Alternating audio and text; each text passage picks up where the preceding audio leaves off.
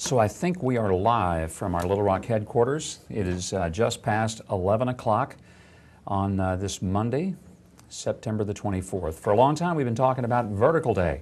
So what is Vertical Day? Well, you're about to experience it. Let me tell you what it is not.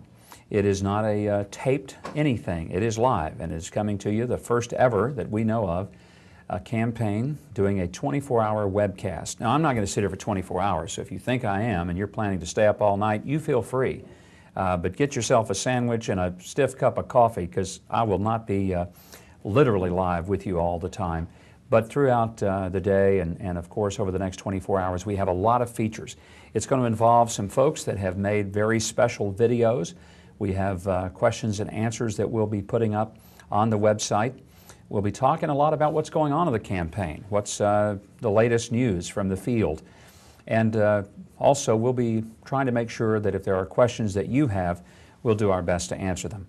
So, welcome to Vertical Day. Now, where do we get the name Vertical Day? Well, many of you know that I've been talking now for several months, and one of the major themes even of my book has been that politics in America needs to move beyond what is traditionally horizontal politics, where everything is left or right, liberal, conservative, Democrat, Republican. Frankly, the American people are pretty well disgusted with a very horizontal perspective of government. Because what that means is the left go to the left, the right go to the right, nobody ever gets anything done. So we have unsecure borders. We have an education system in which 6,000 kids every day drop out of school. Millions more take the most expensive nap in America with their heads down on their desk. We have a healthcare system that is spinning out of control with a $2 trillion a year expenditure in America, almost 80% of which is due to chronic disease. We have a true health crisis in this country, epidemic obesity, epidemic diabetes, all the result of lifestyles that are largely driven by three behaviors, which most of us know are overeating, underexercising, and smoking. We also have real challenges as we face our position in the world. America's lost its prestige in many places of the world. We're embroiled in a very long, protracted battle in Iraq. And while there have been certainly mistakes made in the past, we debate over whether to make even a bigger mistake, and that is just to abruptly and suddenly pull out, which ought to mean for all of us the fact that we know that war is about will, and whoever gives up loses. It's a war we can't afford to lose because the consequences are far more than what happens in Iraq. And while we've been talking about that on the campaign trail, it seems like sometimes people lose sight of the larger perspective rather than just simply the things that we're dealing with day by day. Well, Vertical Day is about looking at things not so much from a left or right perspective, but from an up or down perspective, knowing that what America looks for in the next president is someone who will lead us not so much just to be a liberal or conservative America, but a vertical America, an America that is safer, America that is more economically viable, with a tax system that really transforms our economy, like the fair tax, which would eliminate all of our taxes on productivity. It would stop the way that we are penalized for actually being productive and subsidized if we're willing to be irresponsible. It would transform the economy by pulling American capital back to our country and making it possible to keep the Made in America brand here in the country. There are a whole lot of things we can be talking about today, and we'll try to be doing that. Now, I want to mention to you that you have the capacity to both hear and see me coming to you live from Little Rock. I don't, however, have the capacity to hear you, so if you're saying something under your breath, feel free, go ahead. But I just wanted to let you know that your way of communicating with me will be to use the chat room feature that you'll see on your screen, and we have a limited number of people who are joining us for this portion. Now, there'll be people all day, by hopefully the tens, if not hundreds of thousands, who will be going to our website and joining us for Vertical Day activities. Vertical Day means that we're going to be focusing on the issues that take this country up, not down. We're going to be doing our best to avoid just looking at things from the perspective of horizontal positioning of left and right, liberal and conservative, Republican and Democrat, and instead focusing on what would make our borders safer, our tax system more fair, our educational system one of excellence so that our children truly could compete in the world and be a part of a global economy. We also want to talk about how we can make sure that we get out of Iraq as quickly as possible, but to do it with victory and with honor. We want to talk about getting to be energy independent within 10 years, not 20, not 30, 10 years or less, because that's a matter of national security.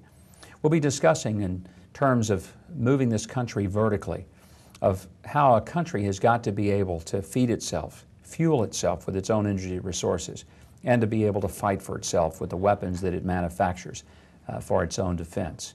All of those are the kind of things that will be explored. Now, I said before, maybe you heard that while you can see and hear me in this webcast coming to you live, I obviously can't hear you, and so your way of communicating with me will be by way of the chat box, which is on your screen. I also want to remind you that this is a limited universe who are actually a part of the live webcast, and what we'll be doing is giving you an opportunity to have this interaction. We'll be sharing with you some updates from the campaign and an announcement of pretty major proportion today that I'll share in just a moment. But throughout the day and over the next 24 hours, there will be a lot of different special features that everyone can access, not just those of you who are on this webcast, but all those going to MikeHuckabee.com, our regular website, will be able to see celebrity videos. We have a number of people who will be sharing personal reflections, some news from the campaign trail. There'll be something going on throughout the next 24 hours. So if you want to stay up all night and just keep an eye on the website, that'll be great, because we'll have a lot of information coming to you. Of course, one of the things we want to do is to drive an enormous amount of traffic to the website today. So we encourage you to get the word out and tell friends, family, tell people you work with, tell neighbors, all of the folks you can, to join us at MikeHuckabee.com so that they can be a part of V-Day, our vertical day as we like to call it. Now let me share with you something that you may have thought we already done. To be honest with you, we kind of thought we had done it too. When we established our committee in January, it was called the Huckabee Exploratory Committee.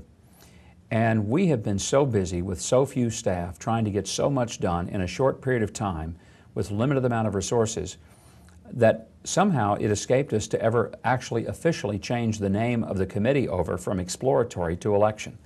So one thing that has happened as of today is that the actual change of the committee's name is the Huckabee Huckabee for President Election Committee rather than Huckabee for President Exploratory Committee. And that new name, Huckabee Election Committee Incorporated, is now the way that we'll be known. It's not that we've been sort of thinking about and maybe not sure I was going to do this for the past several months.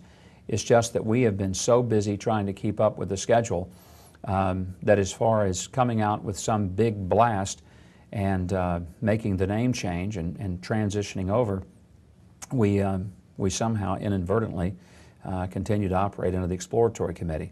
Doesn't make any difference as far as the Federal Election Commission is concerned. Nothing changes except maybe the name. But if there was ever a question about, well, how come they haven't changed over from Exploratory Committee? You heard it here first, just happened today, and so we've made it official if there was any need to, in fact, do that, but nevertheless we have. Little update from the campaign trail before we go to some of the questions that I know that many of you have for us, and we'll be doing that right away. Last week was a great week for us. Values voter debate in Fort Lauderdale, Florida last week. That was a pretty unique setting. 40 different values organizations, some Christian, some Jewish, some maybe not religious, but focused around right to life and pro-family, but values voters. These 40 organizations and their leaders came together in Fort Lauderdale for a candidate forum. It wasn't just that we won, but with 64% of the overall vote, we actually received more votes than all of the other candidates combined. It was a stunning finish, and one in which many of the organizers said that they felt that it clearly showed that there is a decisive favorite for those who consider themselves values voters, pro-life and pro-family voters. And obviously we're quite thrilled that the overwhelming result kind of affirmed what we've been trying to say to people, is that if all of the value voters would in fact coalesce around our campaign would be leading right now. And that's one of the things we're hoping will happen, is that many of the conservatives will realize that if they split their votes 4 or 5 different ways, it only means that someone who's not really committed to issues that drive many of us in politics will in essence end up perhaps being the front runners. If, on the other hand, those who consider themselves the, again, values voters, faith voters, pro-family, pro-life, however the designations may fall, if they will coalesce with us, then we clearly are going to be in a very significant and perhaps leading position, not just in the early primary states, but around the country. And it's something we feel like truly needs to happen. So that was a big night for us. Thursday night in South Carolina, we had another forum or debate. It was with the Palmetto Family Council, a large organization. There were about 600 people there. And again, we clearly won that debate with a very strong margin.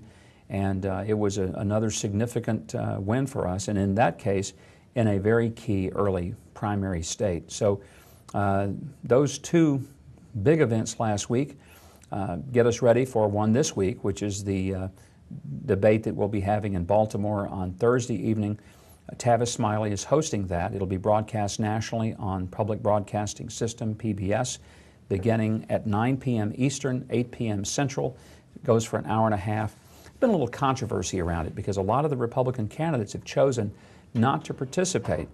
And it's going to be focusing largely on minority issues. Why some of the candidates don't participate, I can only surmise that they're afraid they don't have a message that works for minority voters. Fortunately, I do. And that's why I got 48% of the African American vote in my governor's race in 1998, and probably close to that in 2002. The reality is that I've always had strong support from minority voters, whether they were African American or Hispanic, and frankly, we have no reason to doubt that now.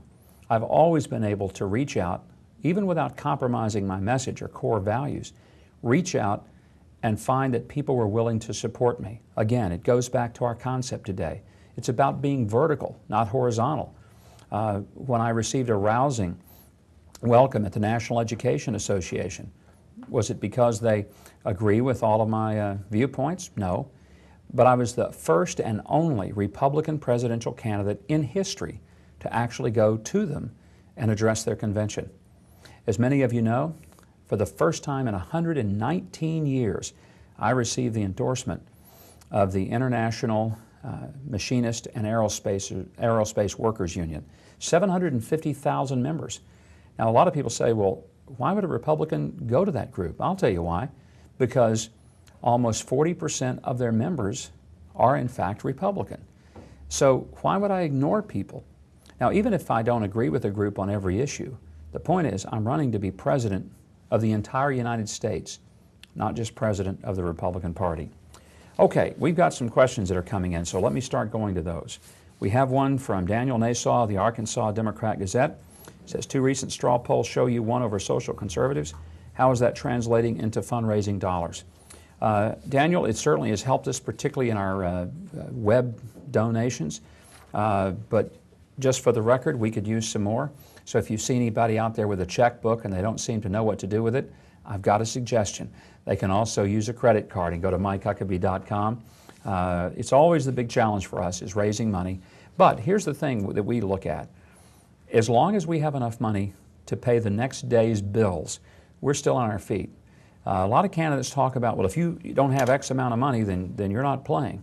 It's interesting to me that, you know, while they're certainly free to set their really sometimes extravagant budgets, don't think we need them to help budget our campaign. We've gotten where we are on very limited resources. Obviously, we're going to have to get a lot more resources over the next few months. But the good news for us is that there have been a number of people, since the straw poll in Iowa in particular, who have stepped forward and offered to assist us financially. We've got a group of business people that come from, I guess maybe now 10 or 12 states, who each are committing to raise significant sums of money among their friends and to do it before December 31st. So that's been a big plus for us. Here's one from the Rocky Mountain News. It says, in New York City last week, former Iowa Governor Tom Vilsack made reference to former New York City Mayor Rudy Giuliani's multiple marriages and fired sort of a warning shot for the general election. Earlier this year, you told Iowa reporters that Republican voters should consider character issues of GOP candidates just like they considered character issues of the president in the 1990s. But what did you think of Governor Vilsack's remarks? Frankly, I did not hear them, so I'd be a little hesitant to comment on something I'm not familiar with. Did not see them. I know Tom Vilsack, consider him a friend. We were governors together a long time, actually ran a marathon together. Obviously, he won't be supporting me for president, and that's fine. We still remain friends. That's part of vertical politics. You don't always have to hate the people that are on the other side of the room. I did say earlier this year that if Republicans were going to particularly go after Bill Clinton, then we had to make sure that we held ourselves to the same standards. I'm not applying that to any particular person. I'm speaking only in the general sense that there's got to be consistency. So if there are certain standards that we're going to apply to Democrats, we have to apply them to ourselves. And that's true whether they're going to be applied to me, somebody else running for president, or somebody running for state representative in your hometown. It is not a particular indictment upon anyone per se. This question comes to us from Ken McLemore, the Hope Star, my hometown newspaper. Hi, Ken. It says, as president, how will you use the National Guard in the ongoing war on terror, and how will you respond to calls for a military draft?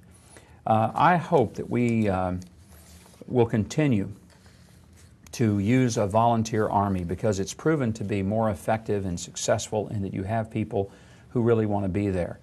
I don't think anybody in the military doubts that the professionalism that we have as a result of a truly all-volunteer army has been significant.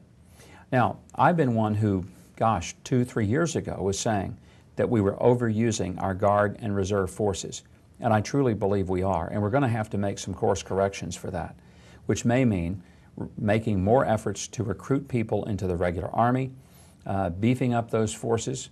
Trouble with that is it takes quite a bit of time. There's an enormous lead time necessary between the first time in which a person says, I'll sign up, and when he's actually ready to do his service. So I know the Guard's going to get some more duty. Here's the problem with using our Guard as much as we are. These are guys who I've never heard complain, and gosh, I guess about 9,000 of our 10,500 Arkansas Guard soldiers have been deployed to Iraq. So it's been extraordinary. Some of them now on their third deployment. But if you take people who signed up to be citizen soldiers and you turn them into full-time soldiers, you're not just taking them into battle, but it's what you're taking them from. Their families, their communities, their jobs. And while they're willing to do their duty, in many cases it's their families, their employers, and even their communities who are really missing their service, because these are people who didn't say, I'll be in the Army full-time. These are people who are nurses and teachers and shopkeepers and policemen and technicians, and the workforce of their communities is missing them, as well as having the problem of them being away from their families and employers for very long periods of time. This is coming to me from, I believe this is NJ for Huckabee, blogspot.com. I commend you for meeting with the National Education Association. How do you plan on further connecting with an organization that has a history of supporting Democrats? I plan to just keep focusing on the issues that I've been talking about, education and energy, security, trying to talk about the health issue, all of these issues. And I want to go wherever there's an audience who's willing to listen. Again, I think it's about being vertical. It's about trying to talk about the issue itself, not simply going to the far right side of the room and saying you have to come right here and agree with me 100% or we don't even have the discussion. Now, my goal is always to get people to agree with me. That's the nature of politics. But I also understand that it is the nature of politics that you try to listen and learn from those who may be on the other side of the room.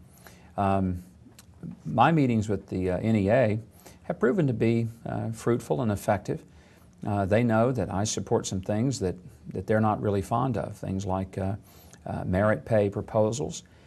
They know I'm a strong advocate for charter schools, that I also support homeschoolers and think homeschoolers shouldn't be hassled by the government. They ought to be given the opportunity to flourish and function, because homeschool parents are already making great sacrifices in order to do what they're doing.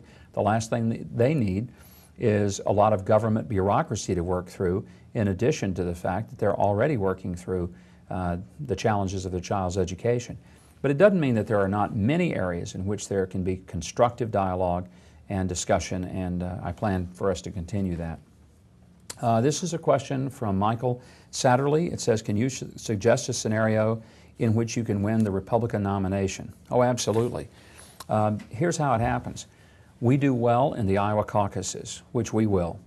Then we go on to New Hampshire, and we surprise people in New Hampshire, which we will. We then go to South Carolina, which we expect to do extraordinarily well there, and we will. At that point, there will be a totally different momentum going on in this race. Now, prior to that, we think that there's going to be a growing momentum as value voters do in fact coalesce around me, realizing that if they don't, they're going to end up seeing the nomination go to someone that they probably are not going to have a whole lot of energy to support. But once we make as some call it, the slingshot out of these 3 primary states, then the whole world has shifted and everything changes. You may remember it was 4 years ago when Howard Dean was the de facto nominee. I mean, it was over. He was going to win. And he went into Iowa, clearly first place. Dick Gephardt looking like he was going to be in second place. Something very interesting happened. John Kerry won there. John Edwards came in second. And the result was Dick Gephardt and Howard Dean were pretty much eliminated. So a lot of times people have this attitude that, well, you know, it's whoever's leading in the national polls. Those national polls can turn overnight depending on who has the momentum coming out of the 3 early primary states. So what we see happening is the growing momentum that we have seen throughout the campaign. Let's remind ourselves something. I know there are some skeptics out there and say, but you know, these are guys ahead of you in the polls. You know what? These guys were once ahead of where they are now. Most of the people that you hear about who are front runners are not as high up as they once were, which means their trajectory has slipped backwards. Ours has gone only one direction, and that's upward. There are others around us that we've sort of broken away from. Many of the other so-called second-tier candidates that we've clearly distanced ourselves in front of. So if you add all that together, we're in exactly the position that we thought we would be in and hoped we would be in. We'll try to go to some more questions here in the final few minutes we've got. This one is from Jason Lavoie from Maine for Huckabee blog. And Jason, we know you're doing the Lord's work up there in Maine, because being a Republican in Maine is about like being one in Arkansas. It's a pretty big challenge. It says, what do you make of the perception of many evangelical voters that they feel let down by the GOP as reported by Newsweek? I share their understanding. I'm one of those evangelical Republicans who feel let down. Many of us worked very hard in the election process, only to be told that instead of having a seat at the table, we were invited to come and watch people who sat at the table. Told often that we would be a part of the discussions and that the issues important to us would be made into priorities. They never were, whether it was defense of marriage, whether it was the issue of trying to further the cause of the sanctity of human life. Often those issues have been given sort of a back-of-the-bus treatment, and it has been very frustrating. One of the things that I think people realize if they give me their support would be this. Rather than simply saying, in my presidency, you'd have a seat at the table, difference is you'd probably be ordering off the menu. There's a big difference. And that's because I'm not a person who's coming to the values voters. I come from them. That's a big difference. The language of faith is not for me an acquired or second language. It's my native tongue. And that, again, is a big difference. This is coming to us from Carrie, One Mom blog. It says, on my blog yesterday, I was talking about education. There were a couple of comments from folks that said that you are only interested in education for the rich. I know that's not true, but what would you like to say to these folks? Well, maybe like they don't know what they're talking about. If I was only concerned about education for the rich, I wouldn't have been educated. I'm one of those kids who came up where I got to be as a result of education. First male in my entire family lineage to even graduate high school, much less go into college. I think I understand something about the value of education for the people who are at the bottom end of the spectrum. And if you have any doubt about it, talk to objective Democrats, even in my state in Arkansas, and I could probably provide some names, and just ask them about the record that I have of making sure that educational opportunities were more available for kids, whether they were minorities or whether they were in the poorest districts in the state. Of all the things I worry about, that's about the least one. This is from Odessa Clark, age 15, from Caney, Kansas. Odessa, good to have you. It says, when did you first decide you wanted to become president? Odessa, there was not like one sudden moment. It was a process over a period of time that really wasn't finalized for me until January of this year. And up until then, I had wrestled with it and really wondered whether there was something that I would bring to this race that needed to be brought. Now, after being out there on the campaign trail for a solid, long 9 months, I can tell you more than ever, I think it's critical that folks get with us in our campaign and help us get there. Because I think that I offer uniquely the executive experience as well as the real-world experience that America needs. Well, we're going to conclude this part of the web chat right now. I want to say thanks for joining us on this live webcast coming to you from our downtown Little Rock, Arkansas headquarters. We hope you'll be joining us on MikeHuckabee.com throughout the day over the next 24 hours. Lots of features and special things. There'll be something going on virtually all the time. And what we'd like for you to do is to be sure and let others know about all the activities and the things that will be taking place. We want to have a record number of visitors to MikeHuckabee.com today. So help us get the word out. Thank you for joining us. We're going to have a great 24 hours as we continue to go up on Vertical Day.